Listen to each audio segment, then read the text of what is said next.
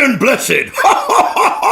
When I listen to podcasts, which is often as I ride on my horse up the side of a mountain, sometimes delivering babies. I always listen to the Danger Club podcast, yes. It's the only one that'll give me the jack that I need to get up that mountain. That wasn't Brian Blessed. That was me. Previously on the Danger Club podcast. We need to help him, he's gonna die. Unami. You saw the look on the small girl's face when she realized who I am and where I'm from, and this I will have forever. This is why I have hidden myself from you. Ah, you want the good stuff. Don't pay a cat dealer for I'm gonna call him Scruffy and Fleabag. Filton leg? I ain't seen Leg in a couple of days. The adventure continues now.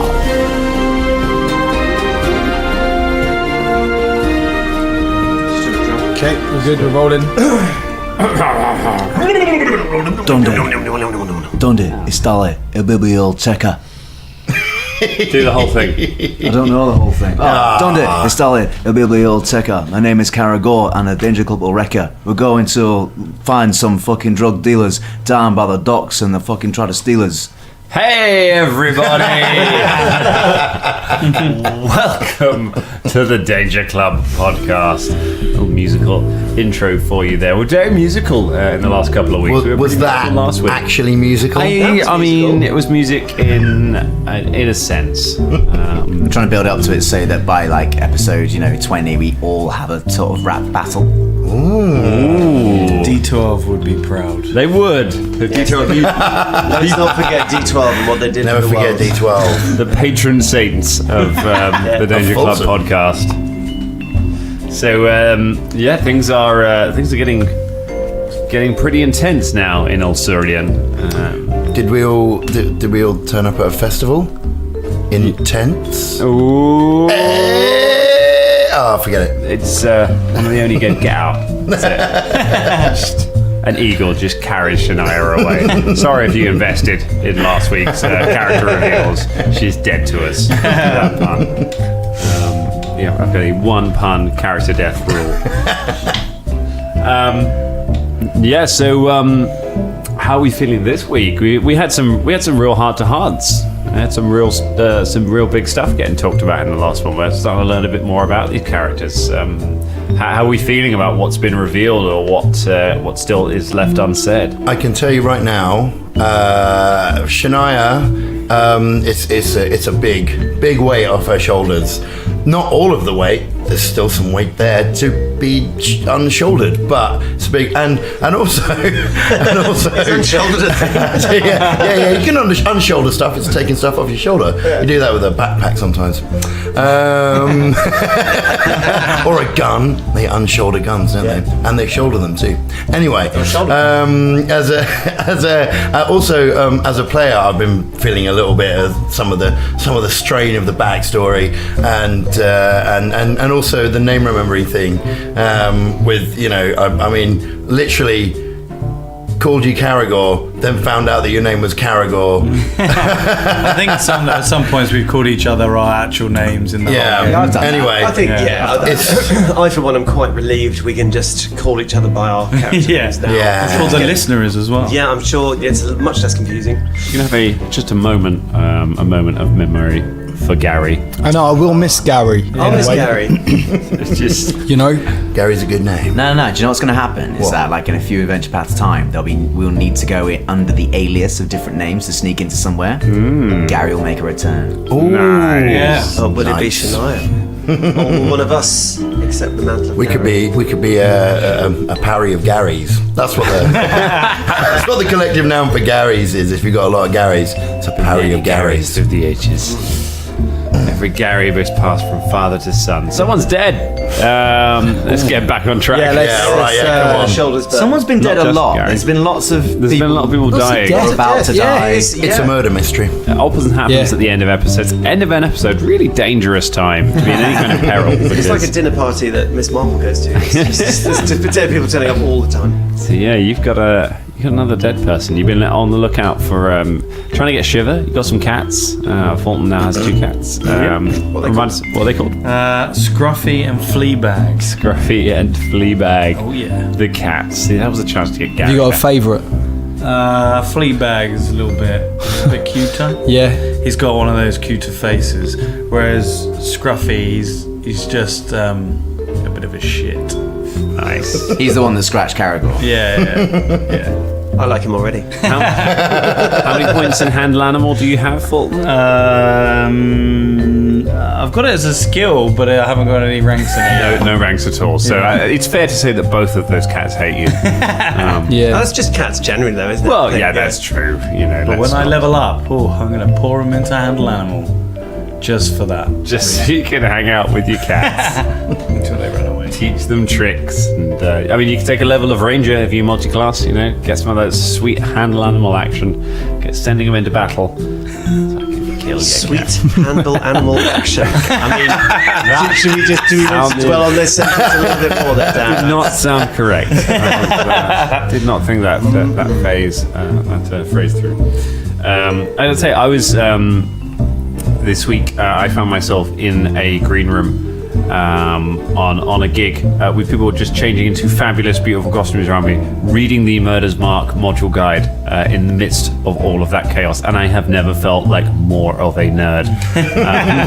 In an incredibly exciting thing with a party going on the other side of the wall, and there were my D&D book.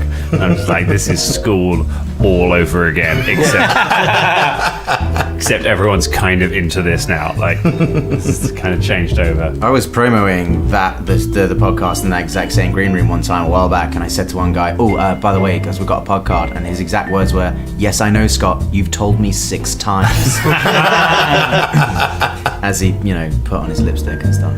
I met someone at an audition who was like, "I've heard about that podcast. How have I heard about that podcast?" I was like, "Are you an actor in London?" Then yes, you'll have seen it. You've seen a poster in a green room somewhere. It's a very specific marketing strategy. It's sort of gaming shops, some pubs, and every fucking green room in London that does weird actor gigs has got one of our posters or something up in it. I find it weird that someone in Canada is listening. Someone in Canada is listening, and someone in Vietnam. Big up Canada, big up Vietnam. Big up Are they still listening? Big up the international so. listeners. Amazing. We hope amazing. so. I know my mate Chris in Alabama is listening, because we've had exactly the same number of downloads in Alabama as there are episodes currently available. So thank you kindly, Chris. Big up Chris. Alabama Chris. Ala Slammer.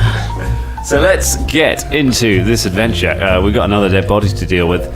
We've got a whole lot more mystery going on, and things are picking up pace. You are running out of time, and you now know that more than necessarily the carnival's reputation, but the lives of some of the people you've grown a bit close to are potentially hanging in the balance with this. You've seen what has happened to Michael when this situation has gotten out of control. Could that maybe happen to some of the other people from the carnival? Could it happen to Ica? And from what you've seen here, half the carnival some people from the carnival started taking matters into their own hands. There's a bit going on from both sides here, so gonna have to tread carefully, much like Shania did when she stabbed that guy. It was more of a slash than a stab. Slashed the guy, and he did survive. Fortunately, like, he was like anything other than snake eyes on those dice, and we'd be in a very different place right now. But he made it, so that's worth knowing. So we pick up where we left off at the end of the last game. There is a body hanging from the tree. So to recap, this is a man who looks disheveled. He looks like he's been out living on the streets for a while. His clothes are ragged. He is definitely dead. He is hanging by his neck from a silken Varisian scarf, which is tied to a tree branch.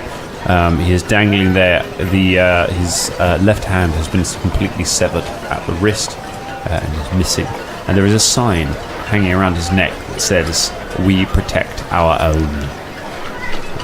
There are a number of people gathering around, and you can see Sheriff Feldane and a couple of her guards are making their way down the street towards the scene, with some frantic people pointing and shouting in the direction of it. Can I go over to the nearest person that's like looking at the body? Excuse me. What do you want? Well, I just wanted to know. Do you know who that man is? That's Felton Leg.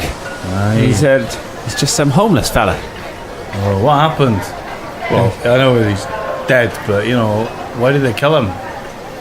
What do you think? I'm involved? I'm not involved. I'm just watching. What's your Can't name? prove anything. What's your name? My name is Melinda Carlisle.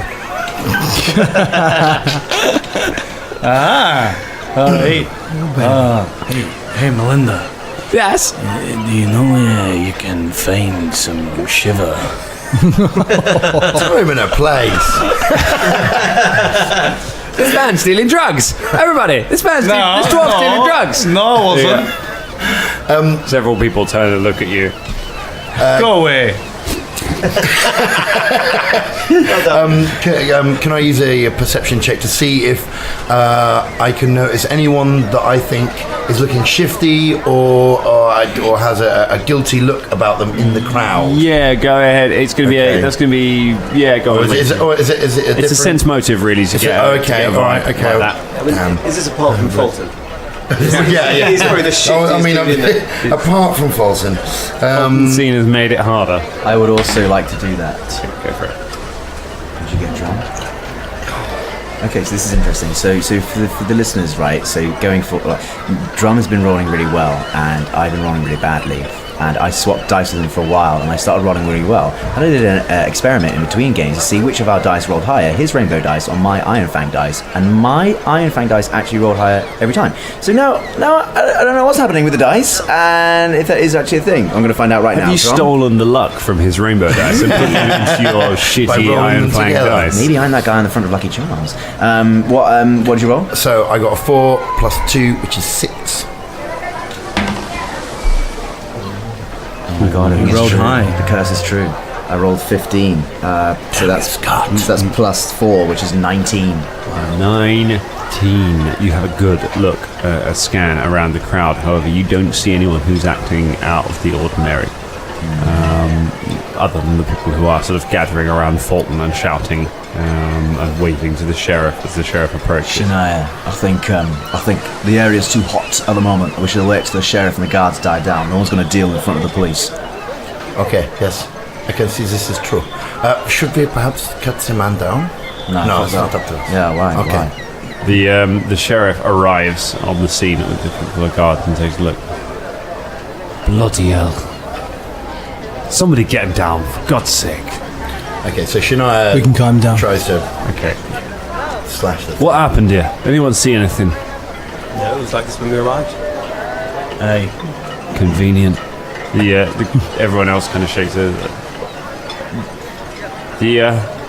couple of the stevedores saw him. They said he was here when he was here at sunup. carry the body over to the sheriff. Okay. Yeah, lay it down. All right, this has gone on long enough. Bobby, take a couple of men up to the circus and arrest Ellison. Bring him back down. Put her in. Wait. Look at what it says on his chest. Hey, it's a It's a Parisian scarf, for God's sake. It's clearly this is clearly a plant. It's made to antagonise. All of these things have been going on. Why recently. would Been say to that? You work for the circus, said once to someone from the crowd. Shut up, you. Look, Why would the Parisians come here, cause loads of trouble, and then make a big song and dance about it? Why would they put their scarves? Why would they put their... fits together. what sort of It doesn't idiot make would sense. hang somebody with their own scarf? I mean, it's ridiculous. Hey. It is ridiculous, Sheriff, says someone else. You don't make arrests in that carnival. We're going to go and take matters in our hand. You protecting us or not? You ain't no sheriff.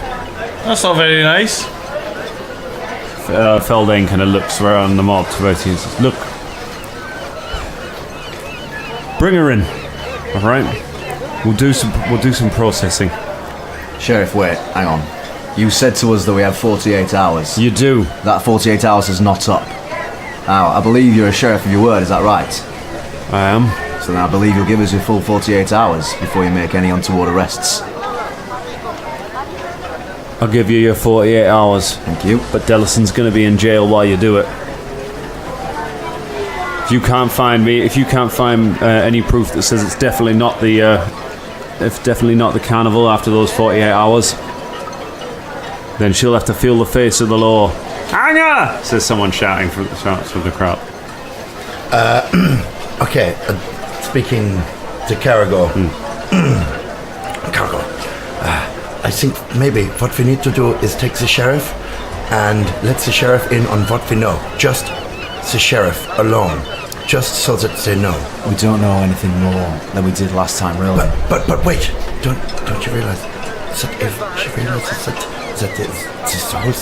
the whole thing is a sham, then there's no way. We can't do that. Delison will prefer to be under arrest for a couple of days, and that there is a chance of a circus prospering.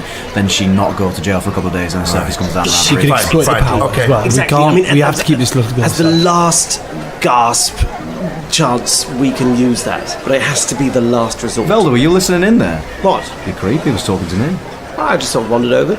You weirdo. I'm not weird. Give it a rest. All right, let's you know. High fives for weirdness. High five, Colin. You all high five over the dead body of Fulton Lane. Yeah. While the sheriff looks on. While the sheriff looks on, scowling and confused, she turns and nods to the her constables. They tell. And they leave and head back up the street. Besides, speaking purely legitimately in terms of law and stuff, I've got to say, if Delison's under arrest, then it actually eliminates another suspect, if you know what I mean. Okay, yes. I mean, as unlikely as it is, but whatever. She's under arrest, she can't. It's true. Can I examine the body of whoever it is who just got hung? Yep. Go ahead and you go and search through the pocket. Oh, that'd be a natural one. Oh. Give me a. Well, I'm going to try the same thing. I wasn't even going to make you roll that because you're not pressed for time. So in Pathfinder, if you with skill checks, normally you roll a dice. That represents you trying to do something either quickly or something that you can't retry. Something that you need to get right. If you're jumping over a big hole, you're only going to get one shot at doing that right. But there is a mechanic called taking 10 and taking 20. And that is for when you have lots of time to do a particular task. So you can take 10, which is where if you have a bit of time, you're not immediately threatened, you're not in combat round, you've got a bit of time to search around a room or something.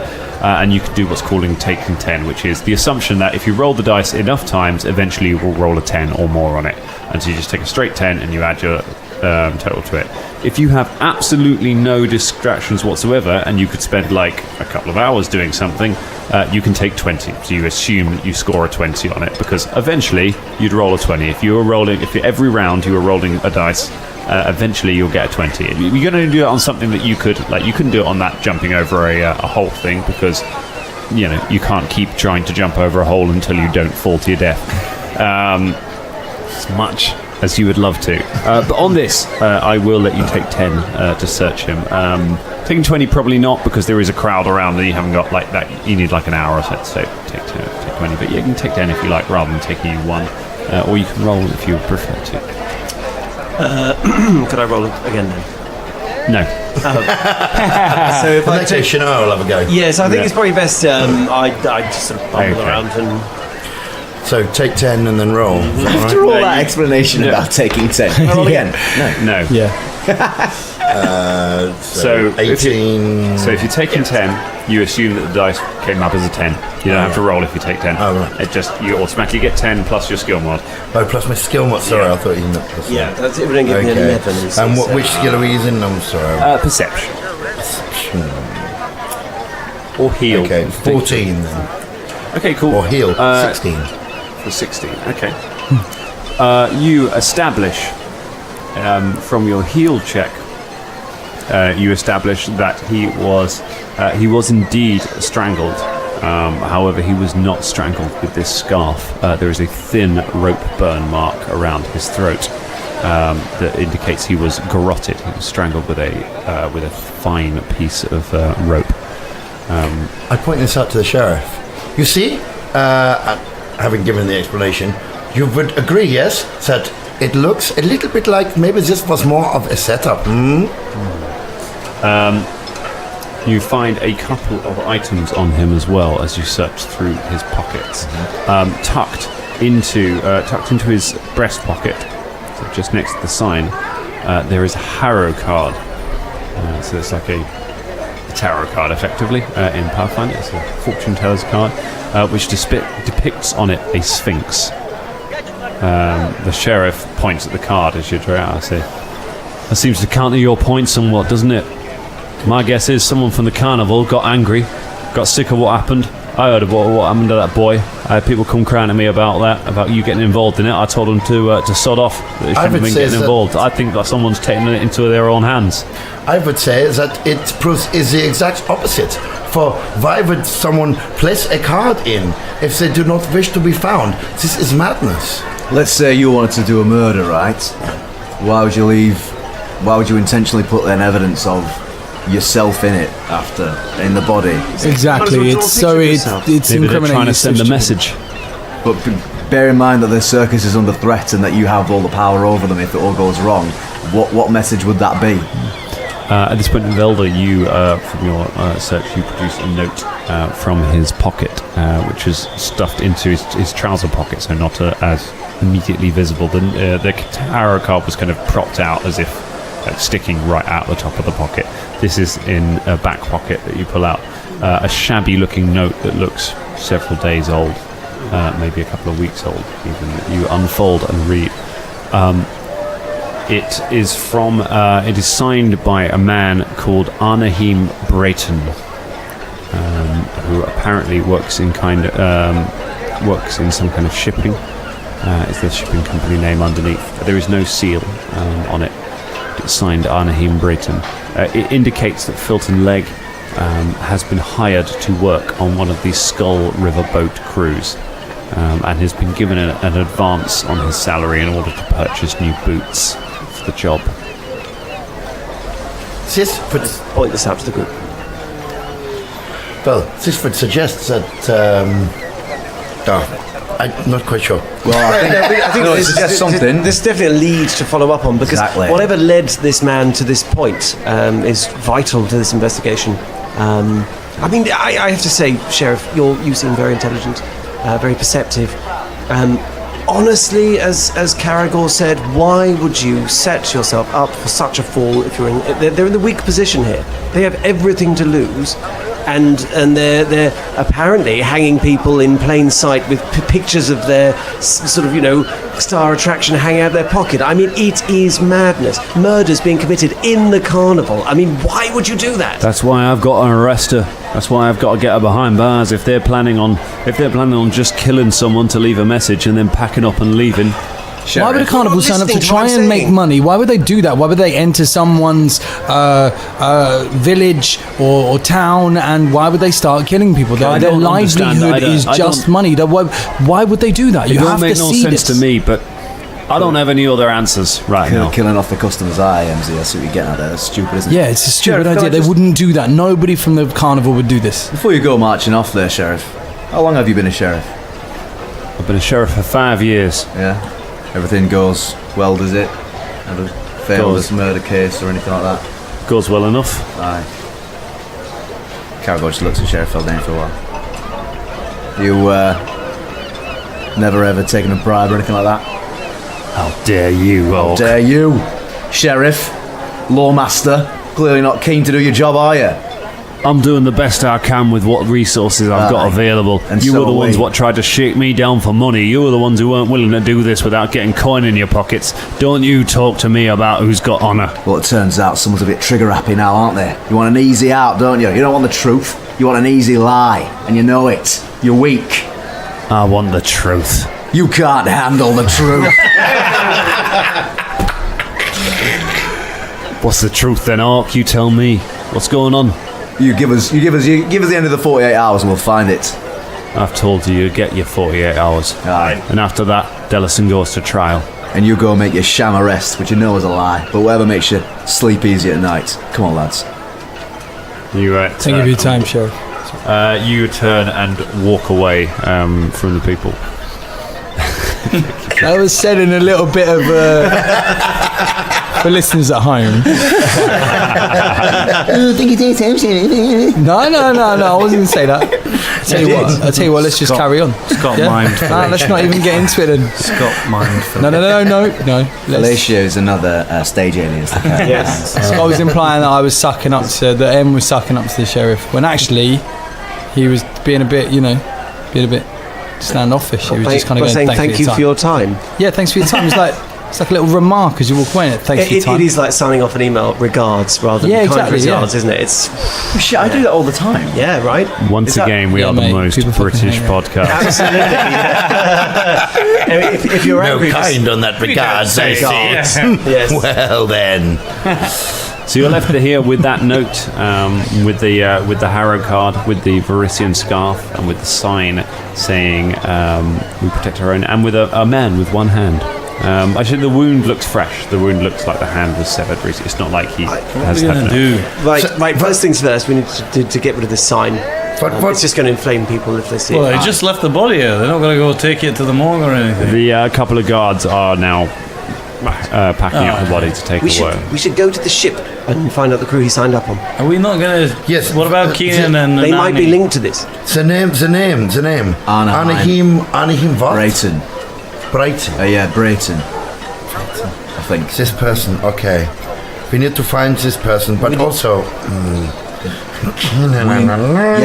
but no, that's just fine because we no longer know exactly where. We thought the flop house was going to lead us there, but we've now got no leads there. Exactly. Trail's got a bit cold. We could hang around here asking for drugs for a bit longer, or we could go straight to Brayton.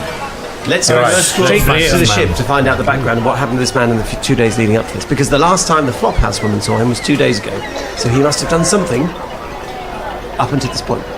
He died. Well, I tell you what, Shania, you examined the body. When did he die? Do I know that? From a healed check, you would say he died last night. And interesting, you would also say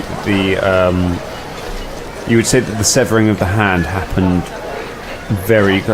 not after death, but you would say it happened immediately before. So he didn't lose the hand sort of weeks ago. Like he lost the hand and then died. But it was the strangulation that killed him. So if we'd have come straight here, if the party had come straight here last night instead of going and having a drink and having a love-in, who can say? But you've got 2 cats now, so we can't be punished for sleeping. We needed to sleep. To do. Anyway, right, let's go to Brian. What I'd ask. All right. Okay, you start asking around on the dockside for Anaheim Brayton's ships, and you learn that about half of the barges that are moored along here belong to Anaheim Brayton, are to do with his shipping company. You've learned that he runs most of the shipping that passes through along the Skull River. He ferries goods from Lake Sarantula all the way up the Skull River to the north. To sort of Caermarga and some of the cities up there. He also takes some trade from Corvosa. So he's quite a big deal in terms of local transport. He apparently has a mansion just on the edge of town. Yeah, that's what you learn from him. Head to the mansions then? Yes, we go this way. Hey. Well, did it indicate what... sorry, out of character. Yeah. No, did it indicate which ship?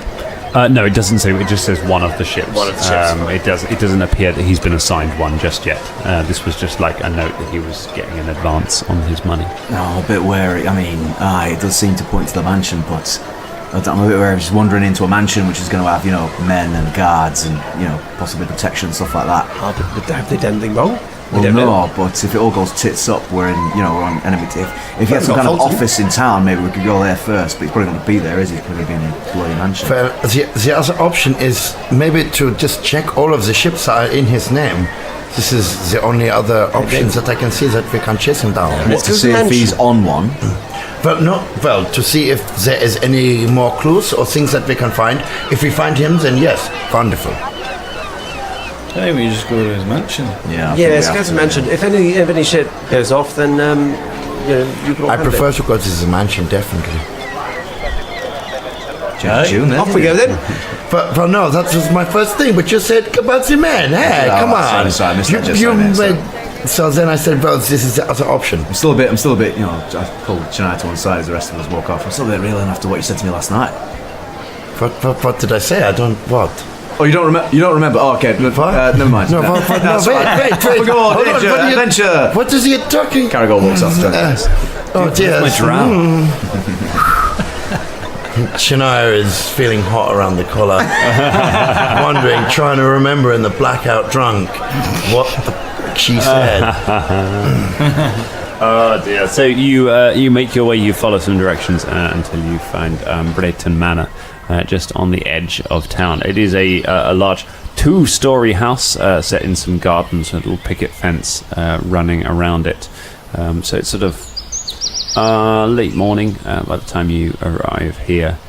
You can't see anyone standing around outside the house, and it's because it's on the edge of town. It's sort of away from the major thoroughfare, so there isn't anyone out on the street when you approach. There are some bushes and things, and a little sort of bush garden that runs all the way around it. There is a large set of doors at the front. That's all you can see from this side of the house. Is there any knockers? Please let that bit sound like previously on the Danger Club. Is there any knockers? Sir, how dare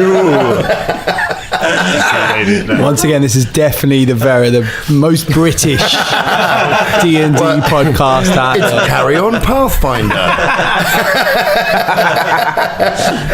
Okay, you Carry on up the carnival. Carry on up the carnival. Is there any knockers? stop saying it. What's it? Oh, you. Oh, lovely knockers on them. Oh, blimey. They said they'd be knockers.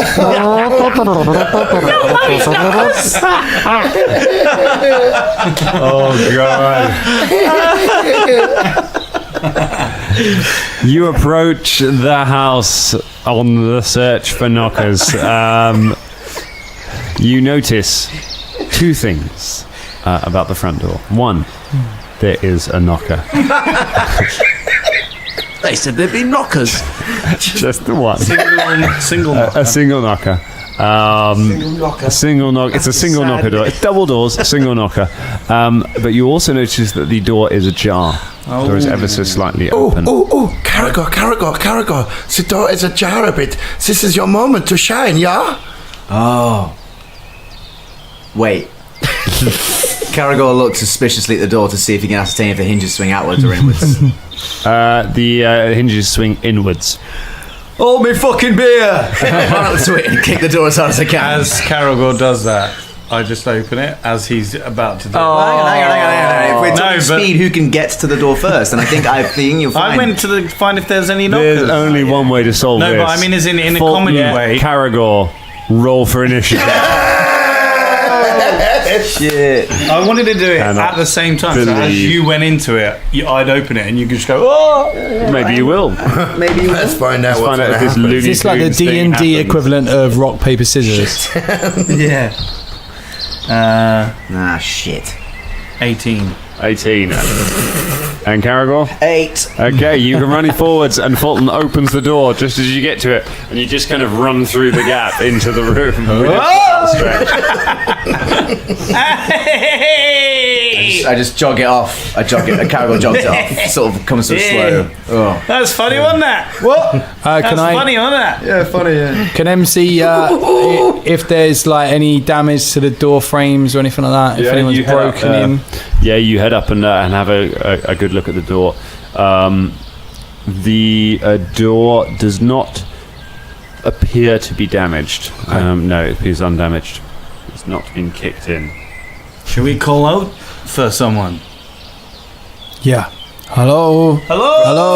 Hold on. So who we are looking for? So do you want to know what the room you're in looks like? Yeah, go on. It's just an enormous dragon just standing there. Boys. And we all burn. 2 dragons. No, so you're in a large, spacious foyer. Looking around, it's got a high ceiling. It's richly decorated. To the north, there is a planter, sort of in the middle of the room, a planter with a big indoor tree on it, which for in a weird twist of fate for you, does not have someone hanging from it. Which is strange for the last couple of episodes. Just a tree, normal, innocent tree. Behind that, there is a large staircase that goes up to a landing that runs around above you. There are 2 sets of double doors to the east and to the west, so there are 2 sets of doors on either side of you, and there is another set that you can just about see round behind the doors. It is dark-ish in the room, however there is a large skylight that is letting a sort of dim light down through the branches of the tree into the room, casting some shadows around. But it is very quiet in there currently. Just to check, Velda, what are you doing currently? While everyone else is... Has everyone else gone in the room? I think everyone else has gone inside, yeah. Yep, I follow on behind, Okay. yeah. You follow on behind. As you set foot into the room... As you set foot into the room, you hear a noise behind you as something lands on the ground. A small pellet falls out of one of the bushes behind you and hits on the ground, which explodes in a blinding flash of light. I need everybody to go ahead and make for me a fortitude save. Fortitude save. Have I got time to cast a spell? No. Okay. It's become a theme of the podcast is I say roll a save and everyone's like, can I do something else rather than making that save? yeah. Can I just not do that? Okay. So, did anyone get over 13? Yes. I got a natural 20. A natural 20 from Fulton. I got, Velda got 16. 16 from Velda. These two, Velda and Fulton, you are okay. Got 10. A 10 for M. 11 for Shania. 11 for Shania. 12 for Caragor. Is M going to very nearly close. die again? Is this just... No, it means that the 3 of you are blinded for 1 round. And Shania, you are then staggered for a 2nd round after that. Okay. And as that happens, a surprise round triggers, which I'm afraid none of you are involved in, whereupon the doors, sets of doors on both sides burst open, and 2 men wearing leather armor and holding short swords burst in from the room on your right. 1 bursts in from the room on your left, and a 4th man steps out of the bush where the pellet came from, steps into the room behind you, pulls the doors closed, and turns a key in them, locking them behind you. And with that, we're going to roll for initiative. Oh, it's a trap. We walked into this too, We did. You're right. too chill, didn't we? Oh. There's an Like, irony. oh yeah, let's go in. There's an it's irony fine. in me saying, "Oh, I bet he'll have men and guards and stuff like that," and then me running as quick as I can to kick the door open as quick as I can. Yeah. It's gonna be my flaw. I think it's going forward. It's just like there's a door. Oh, Caragor kicks it open. I feel like I encourage that. Yeah. Sorry. No, well, I mean, it's already my fault. So. All right. I rolled really bad. I roll better. Oh, can't see. Oh, my eyes. Oh, my eyes. Oh, there's loads of people now, by the way. Where are they? They're everywhere. There's lots of them. 4. Which way? Well, face me. I can't fucking see. Where the fuck are you? To your left. On your Which way is left? Well, on your left hand. I don't know where that is. What, you don't know which one is your left hand? I feel very bad. I'm not happy at all. I'm in pain now. These guys have let us go a long time without stabbing us. Yeah, they have, haven't they? Oh, it's nice. Does your monkey have to roll? Ooh, I hadn't thought about that. Philippe also has to roll. Oh, and Jim. Oh, crikey, go on. We've totally forgot about these little... If it's a familiar, there's an acting We turn. will assume both cats fail. Monkey's fine. To the No cats problem have for to the roll. monkey. Yeah. Okay, so it's for Jin. 13. Philippe got 17. No, he's fine. 16 for Jin. Right, so I'll run through what's happened to those of you who are blinded. For this one round, you have a -2 to your AC. In addition to this, you lose any dexterity bonus to your AC if you had any. So effectively, you're at your flat-footed AC, and then another -2 on top of that. You take a -4 to most physical skill checks. You have a 50% mischance against anything you attack because you can't see. And you would have to have someone tell you exactly where they were if you want to attack someone. And if you want to move faster than half speed, you must make a DC 10 acrobatics check or fall prone. Staggered for Shania for next round means you can take either a move action or a standard action, but not both. Okay. And you can't take full round actions. Okay. So that is what's happened. And with that, let's find out what everyone's initiative score has got. Anyone got over 20?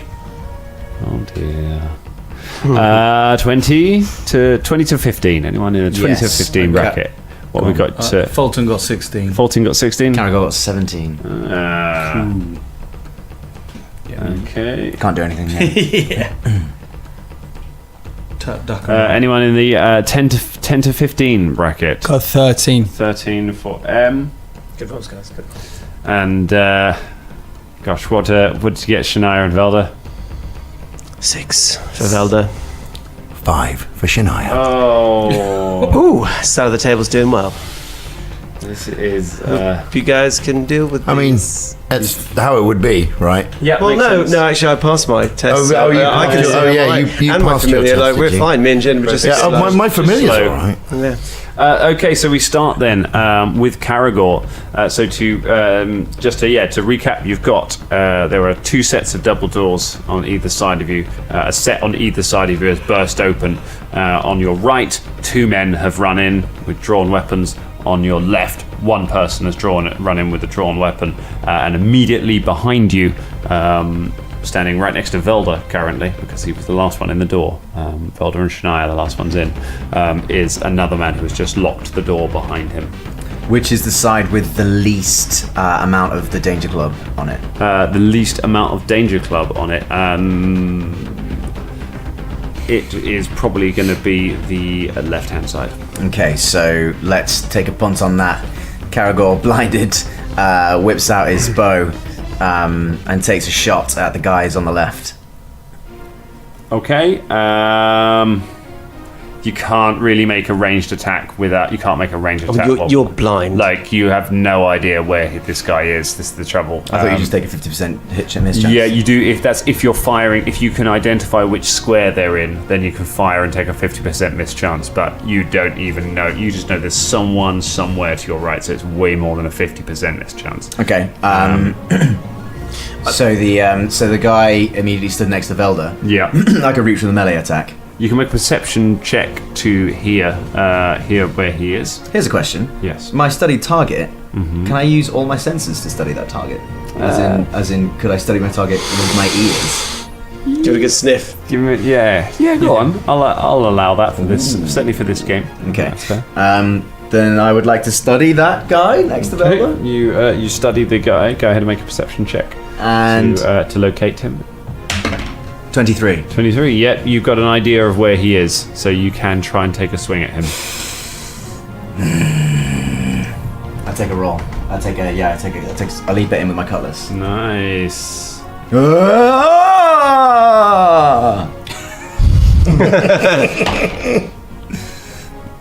11. 11. Okay. So I have to roll for the 50-50. So now roll for the 50-50. So on an even, it's a hit. On an odds, it's a miss. That's a 1. That's a 1. You turn around and just swing your sword. Velda, you're shocked and have to stand back as Caragor just blindly comes staggering in, waving his sword around, and just stabs it at the air next to the thug, completely missing him. No good, I'm afraid, and that is their go.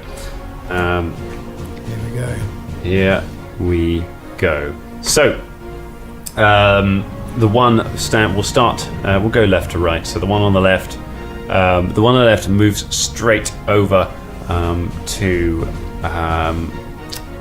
M and tries to attack. Fucking M, man.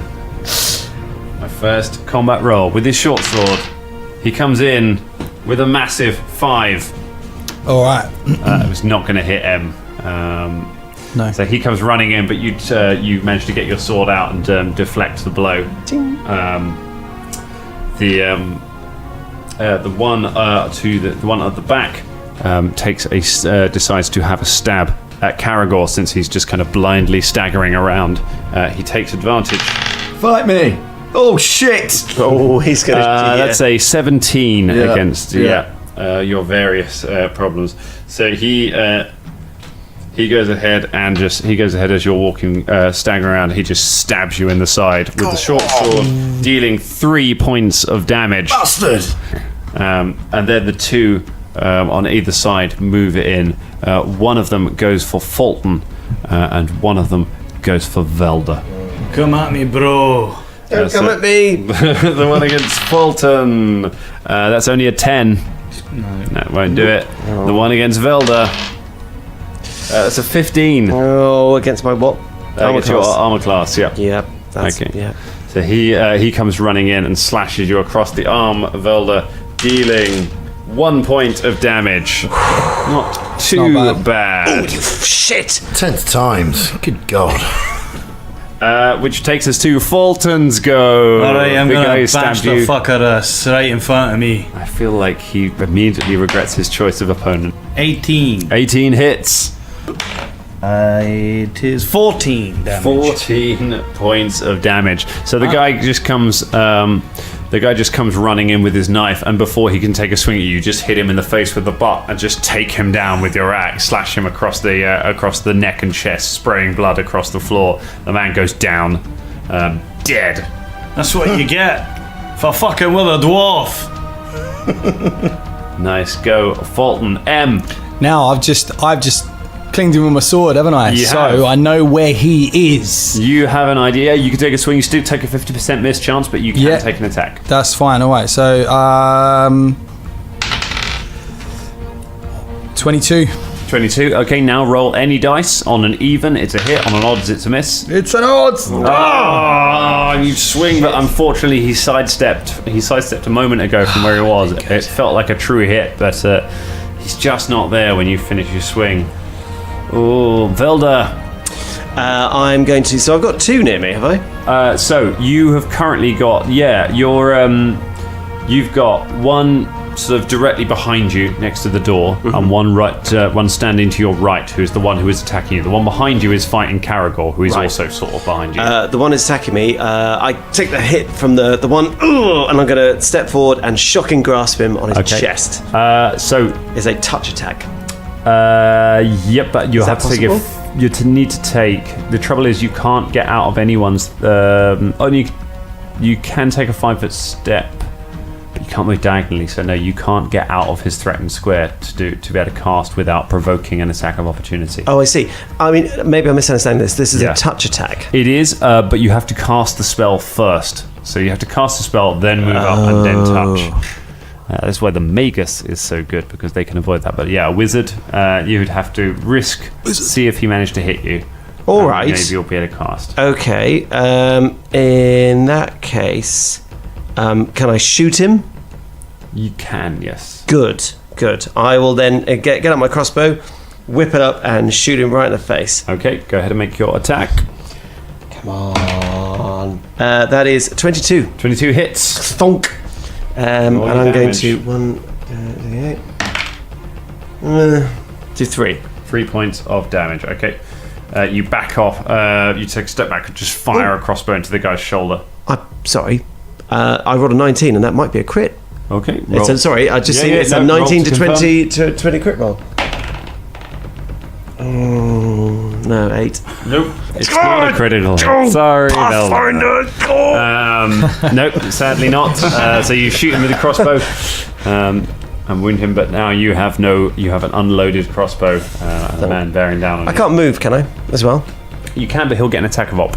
Can I not? You can't do a full withdrawal, can you? You can do a withdrawal as a full round action, Right, but not as a... can I take a 5-foot step anyway? You take a 5-foot step, yeah. Yeah, he's not going to attack me, is he? No, you do it. 5 So I'm step taking some doesn't 5 provoke. step just to stand away from him. Yeah, so you get a keep bit of distance. space back. So you're still threatened by the guy fighting Caragor. Yeah. But you're not threatened by the guy who just stabbed you. Okay.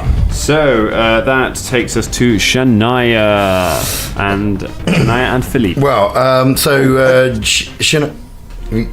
No. Because technically I've got gin as well, so but it's fine. All right. Shania reaches out for Philippe and goes, which I think loosely translated means "help me, my friend." And I think Philippe, will sort of put a hand out, have a chance, just very quickly, to give you a little bit of backstory, actually, about how these two met. You see, Shania, in the middle of when battle. she first In the middle of battle. I remember back when. Wait. Fine. Do you want to? I'll leave it until another time. Then. Yep, that's me. All right. Standing here in a fight with a monkey. You're probably wondering how I got here. You're wondering how I got here. That was what I was gonna. Right, fine. Anyway, the monkey helped me out when I couldn't see when I first came up to the surface. Nice. There you go. Wasn't that hard, was it? All right. Anyway, so reaches out for Philippe for sort of guidance. Not really going to do anything as Shania, but Philippe is going to lash out at the closest person. Okay, that will be the one attacking M. Using bite, I assume, because that's what he's got. Ooh. No, that's like 5. 5, no good. Philippe jumps up, but the man just kicks him away, and he's unable to sink his monkey teeth into the poor guy's leg. Takes about 2. But he does have a fight of. Oh no, it doesn't matter. Fuck it. Go on. Nope. Carry on. Okay. So that takes us to round 2. Those of you who are blind are no longer blind. That's right. You are now staggered, however. Shania. Caragor, you can see again shapes begin to reappear in your eyes, and you see where the guy is in front of you. What would you like to do? Caragor shakes his head and clears his eyes, and then sees the guy in front of him and says, "Oh, I see ya," and then rolls his shoulder forward into another slice with the cutlass. Okay, go ahead and make your attack. Having studied the target. Mm-hmm. You can see clearly now. Lorraine has gone. That's a 15. 15 hits. Ka-chow, you fucker. Hey. How about you bastards? 7 points of damage. 7 points of damage. Yeah. Cool. Fight You run for and you. just stab the guy in the stomach, and he goes oh, and just kind of push the sword away. But he's what's that? bleeding really badly from. Can't hear what you're saying there. You must be deaf. And it is the thug's go. Thug life. The thug fighting you, Caragor, he makes a full withdraw action away from you along the wall and into the room that the other thug just burst through. Just kind of staggering, just kind of waves his sword trying to fight you off and just staggers along the wall and start trying to get away from all of you.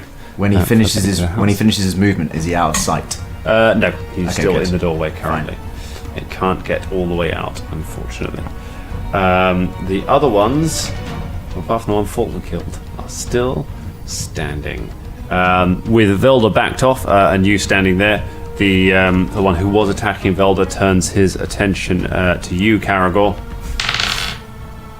and swings with a 4. But this time, now with your eyesight recovered, you swing around and parry the blow easily with your cutlass. Clang! Yeah, have that, you bastard. The other remaining one who is still fighting M is going to carry on and try and take M down.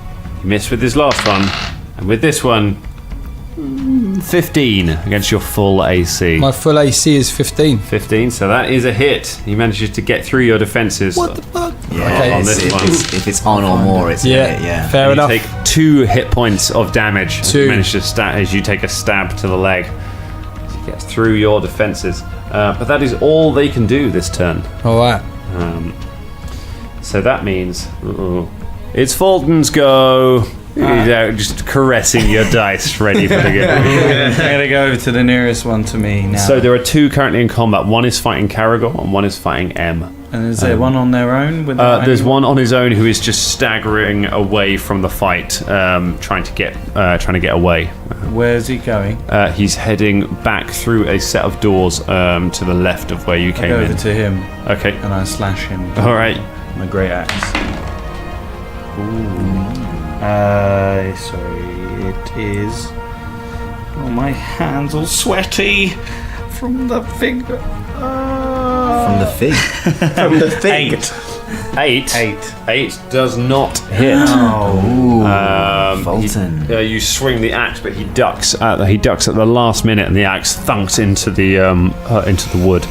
As he ducks underneath it and just to get away, live for a little longer. MZ. I'm gonna rage. Oh shit! Yeah. You fly into a rage. Yep. Which increases your stats. Decreases some do as now? well, doesn't it? Yeah. So, with the rage, I'd like to take that 9-ring broadsword and just, smack the motherfucker. Go for it. With it, okay? Smack that motherfucker With your 9-ring. Well, no, yours is better actually. No, so yours had nice I'll take it. Syllable usage, it's good. All right, so natural parents. 20 as well. Natural 20. So it's definitely a hit. And roll again to see if it's a crit. Come on. Okay, go on. With all of your bonuses. 12. My bonus is from my attack bonus, yeah? Attack bonus, and you get another +2 because you're raging. 16, 17. That is a critical. Raging crit. Raging So critical. can't It's about So, draw. There we go. I Thank you will very pass much. this card across to you. All right. There we go. So it's a. You can choose either slashing or piercing because that's what your sword is. So you can pick either one of those. Okay. The severed spine. Double damage and 3d6 dexterity damage. Oh my goodness. Yeah, mate. That's how we're rolling. That is horrendous. All right. Okay. Go ahead. So roll your damage and then double it. Roll my damage and I need a d6, don't I? Roll a d6. Roll Thank you a very d6. much for letting me use that. D6 2 is 4. So do you have a strength bonus? You do from your. You certainly have a +2 from your rage. Yeah. And then +2 for my rage. whatever your normal strength and- bonus is. So it should say your damage. It should say your damage for your 9-ring broadsword there somewhere. Yeah, it's +3. +3 My normally. attack. Oh no, it's 1d8 +2. 1d8 +2. All right, so 1d8 so that's 4, +5. 5, So 3 plus. What did you get? What did you roll? 2. 2 + 5, so 7, and then doubled. 7, So 14 points of damage. I'm afraid you won't get to roll your 3d6 points of dexterity damage because you not only sever his spine but the whole lower half of his body. Having taken a hit, just roars in a rage. You bring your blade swinging around and just cleave the man in half. As he falls to the floor. Velda, you are currently now currently unmolested. The guy who was attacking you has turned his attention to Caragor. Right. So you are not currently threatened by anyone. Very well. Then I will cast a ray of frost Okay. at the man. Okay, so you got two options. You got the one fighting Caragor, who is currently uninjured, and you got the injured man limping away, who is being attacked by Fulton. I think I'm going to do the injured man limping away. Okay. Just stop any alarm being No problem. raised. So I think Caragor's got it. He's pretty good. So it's a ranged touch attack. So you summon up a beam of frost and then blast it at the man. yeah. And that is, I believe it's just 14, is it? Or what do I add to? You add your dex mod if you have any. I do have a dex mod. Pardon me, I do not cast these spells very often. So that would be 17. 17 hits. Yes. Go ahead and roll your damage. Now it's a 1d3. 1d3, so you roll So roll a D6. d6 and then you one or two is a 1. Very good. Very good. Oh, that'd be 1. A single point of cold damage. Feels a bit chilly. He is unconscious and dying. You blast him with the ray of frost and he collapses to the floor. Take that, you under turd. Beam.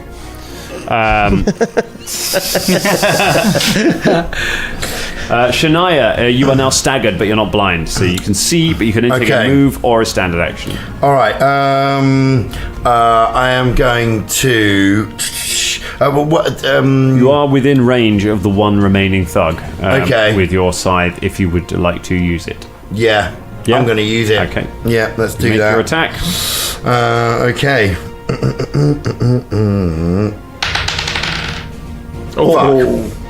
That's probably not going to happen. Wasn't good, folks. No, it certainly wasn't.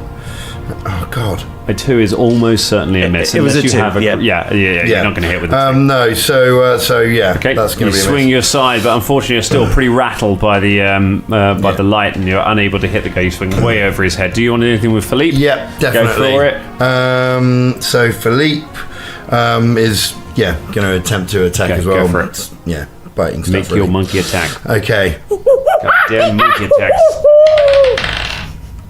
natural 1. A natural 1. Natural 1. Roll again. See if Philippe for lob. that could be a fumble.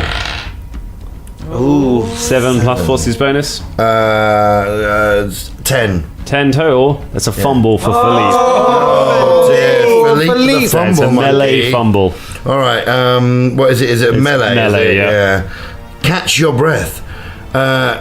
You can only take a move action next round. Okay. Oh, how unfortunate. No attack Poor for Philippe Philippe. next round. All right. Philippe just gasses himself out and wins himself and just kind of sits there breathing. Don't worry, Philippe. It's okay. He's had a bit of a panic there. A tough time for the monkey. So, round 3, Caragor. Round 3, fight. Aye. What have I got around me? You've got one person. The guy you're fighting is the last person still standing. Then I will end that motherfucker.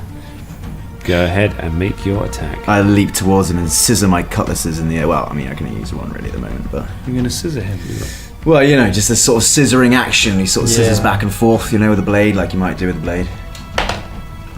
Ooh, it's 16. Hits. Yes! It's 8 total. 8 damage. Dead. Yeah. The guy, you parry the guy's last blade and just shove the sword between his rib cage and pull it out, and he collapses to the floor. All 4 of them dead at your feet. All right. High come out fives of all around. M comes out of a rage. We all high five. High five. You hear, just as you've done this, you hear.